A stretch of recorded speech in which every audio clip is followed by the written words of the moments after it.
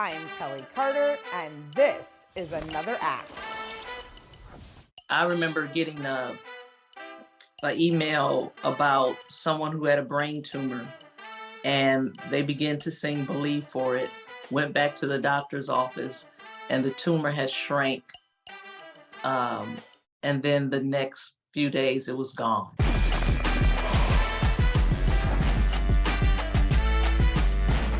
Cece Winans, welcome to the show. Got it. Thanks for having me. All right, new album, new single, new tour, same Cece Winans anticipation all these years later. What's been the key to your consistency over the years? Oh my God. The kindness of God and the kindness of people. We were talking earlier, Kelly, before we got started, and people have always, Detroit and around the country and around the world, have always embraced my family. And I'm totally grateful for that. I don't take that lightly. And I think also, I think it's just the power of gospel music. Gospel music really does touch the heart of every generation. And now I've been around to see a couple of them. It's so interesting because it's rare that you find someone right now that doesn't talk about how foundational your contributions were to where they are right now. Sometimes it's you and Karen Clark Sheard. Sometimes it's you and everybody else in Detroit that does gospel music. Talk to me about what that feels like for you. Oh, it's an amazing feeling. It's an honor. On the tour, I take a moment to really just thank people, because it really is pretty awesome to know that people have allowed your music really to be the soundtrack of their lives. Literally. I mean, I've met people where I was in the delivery room. I was when their mom or their grandmama made their transition to heaven, through serious chemo things, when they got married. And it's just like, oh my God, really? It's amazing. And you also, I don't know, it's also pretty great to know that God allowed our music to have, to bring peace where it was troubled waters, to bring healing, to bring hope. And that's really what love does. And so I don't take that lightly. And it's an awesome feeling to know that you were part of something that really helped somebody's situation. Absolutely. What's really kept you hungry all these years? Because, and I say this respectfully, I think it's challenging to be a superstar in gospel music, but here you are, a superstar in gospel music. The thing that keeps me hungry, the thing that keeps me passionate is, yeah, I'm passionate about the message that I sing. Um, I'm passionate about creating. I think creating is something that never gets old. I've never been one to just look back over what I've done and say, oh, wow, I've arrived. You never arrive. You always continue to evolve. You always continue to grow. I'm always ready to learn, from the younger generation. I surround myself with young people, and it motivates me. It motivates me to continue to not just do what I do, but try to become better. I love that. What's been the biggest surprise on your journey so far? The biggest surprise for me is how far my music has reached. That's a surprise. Because when you're in the studio and you're singing, you just never know where it's going to go, how far it's going to go. So when I go on the other side of the world and it's like, what? You guys are singing this, or you grew up on my music over here, it's just always amazing. You go to Africa or you go to Australia or you go, and it's just like, wow, it shows you that the world, as big as it is, it's really small. Uncle BB, because I call him Uncle BB now, was telling me one time that for him, it was such a treat when he learned that Michael Jordan was listening to his music in the locker room before a game against the Pistons, even though he was like, I'm a Pistons fan. For him, that was such a colossal moment. What's that been like for you? What's that big moment been for you? Know what? I can easily go to, my friend and sister Whitney. Unfortunately, she's no longer with us, but that was a huge shock. And she had just came out, but she was winning everything. And I mean, she was Whitney. And when she saw us in the lobby of the Image Awards that was happening that year, she looked at us and was like, "BB and Cece," and we're like, "Wait a minute, what are you talking about?" And started singing our stuff. Started singing our stuff, and ended up at our concert that night. We had a late concert that night, and ended up on stage with us, singing our songs better than we had ever sang them before in life, Kelly. I was like, okay, that's enough. You can get off the stage now. But that was a huge surprise because, again, people who were extremely famous, people who you enjoyed, whether, like BB said, it was a sports figure or an Oprah, and everybody in between. To know that your music was a part of their journey as well is pretty awesome. I love that. I love that. Who have you geeked out about? Who's on your playlist, and who did you see in a lobby at the Image Awards and you were like, that person? Oh man. I can go back to like our first Grammy Awards. It was just amazing to see so many people that I adored, that I grew up listening to, Motown. I remember my husband and I, it's not funny, but we were Stevie Wonder for the first time. When I saw Stevie, I was like, oh my goodness. And then I turned around and he was like gone. And I'm like, how did we lose Stevie Wonder? But we did. And of course, later on, we all became friends, and now we've sang with them. And it's just like, it's still, I don't think it's something you ever really get over, to meet incredible people, to meet incredible talent, and to know, you call them friend now, Gladys Knight, Aretha Franklin, just people that really set the bar high. Andre Crouch, he was the reason why we even started recording, and we grew up listening. He showed us that gospel music should be done in excellence. It was not second to any other type of music, and he was years and years ahead of his time. And that was the standard we had as singers, as writers, as producers in our music. And so was totally grateful for meeting him, and that was something that was always pretty, I don't know, earth-shaking for us. Yeah, I love that you talked a little bit about Andre because I was going to ask to hear a little bit more about your influences. One thing that I think feels very universal to your entire family, because the whole family is talented, the thing that's universal is that you guys really are able to appeal to a cross section of people in a way that is extremely unprecedented, and that feels powerful. Where were your influences? Why do you think that the music that you guys were able to create crossed over so easily? Right, right. Well, I think, again, it has a lot to do with those who influenced us. And a lot of that influence, like I said, you had Motown, but really more so the Andre Crouch, the Hawkins, Rance Allen. When we came out, a lot of times people will say, oh, this is something new and different. We never heard this in gospel music. But in our home, Kelly, all we could listen to was gospel music. So contemporary gospel music was not new to us. We grew up on it. So when we came out, BB and I was like, oh, this is not gospel, this is new. Rance Allen was doing contemporary gospel music before I was born, and so because of that, we loved all the different genres. We didn't put gospel music in a box. We just wanted to make great music.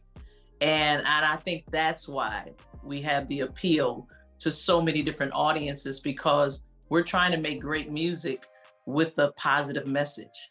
And I think sometimes people will take the approach of, or it has to sound like this, or it has to sound like that. And I think if you listen to all the wine and stuff, if you get in the room and just listen to all of our stuff, you're going to hear so many different sounds. You're going to hear so many different styles of music. And the only thing that's consistent in it is the message, of love or peace or God or faithfulness and so I think that's the reason why we really approach it as, what's a good song? Mm-hmm. And I think that's what we all should do. Yeah, absolutely. You know, you told me something that stuck with me years and years ago when I was a cub reporter back in Detroit. We had a similar conversation. You said that the message of God is so many things. It's not just one thing. You really, Right. yeah, we were so used to hearing gospel music only in one way, and you really expanded what we allowed ourselves to take in and be ministered to and by.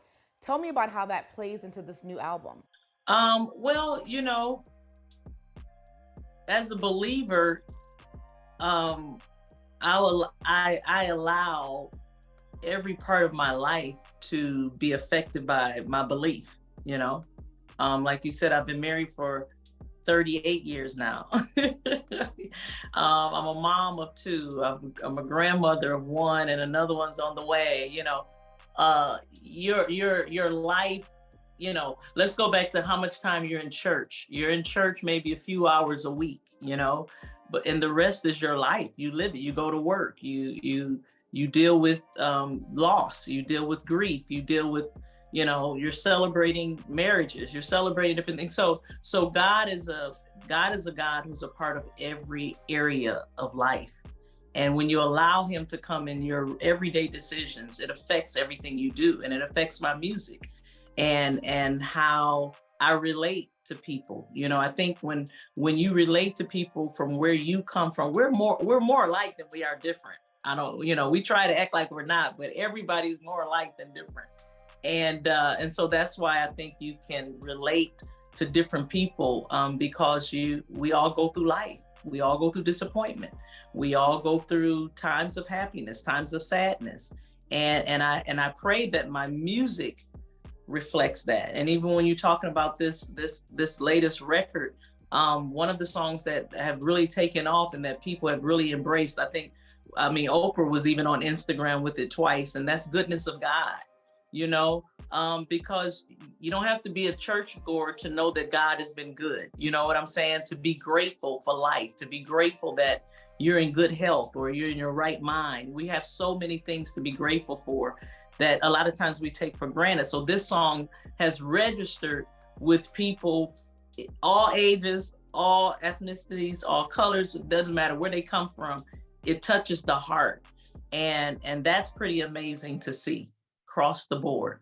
Yeah, the last few years, it's been a struggle of faith for a lot of people coming out of a global health pandemic and so much loss. Yeah, even just all of the things that are happening, even in large urban cities to Black folks, there just is a reason to need something to believe in. Tell me about that, because I feel like when moments like that happen, people really turn and look at people like yourself and say, give me something to get through. What is it like for you to be in that position of power? Um, it's humbling. It's an honor, but I know it's a call.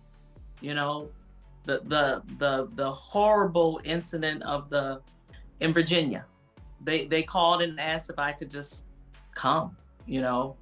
And thank God my schedule allowed me to be able to get on a plane.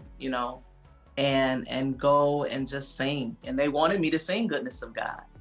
And even going, I was just like, how am I going to do this? Because your heart is so heavy as a mother. It's just like, Lord, help these moms. And I didn't want to get up there and just cry through the whole thing. So I was like, hey, I need everybody praying for me so I can go and actually be strength to these incredible moms and all of these students who are heartbroken. And so I just had to pray and say, Lord, make this extra special, anoint it, just let healing come from it, and so I was honored to be able to go and to hopefully bring strength and encouragement. And when they saw me, they just began to weep, because that's what gospel music does. It represents God. It represents you're not alone, that we're praying for you, that we hear you. You know what I'm saying? And that's been an honor over the years to be able to do that for people I know, and then for people who I don't know, but because we're human.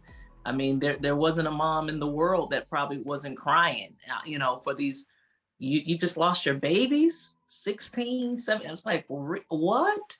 And so it's been pretty awesome to go in and just really try to bring healing, because it's something that's supernatural. I know it's not me, but I'm called to be a vessel to bring that. Oh, that's beautiful. No, I had no idea that you were able to go and minister to them in that way. Yeah. Yeah, that's really incredible, Cece. Thank you for sharing that with me. Let's talk a little bit about the evolution of gospel music and the role that you have played in it. What were your impressions with where the music is right now and where the music is going in the future?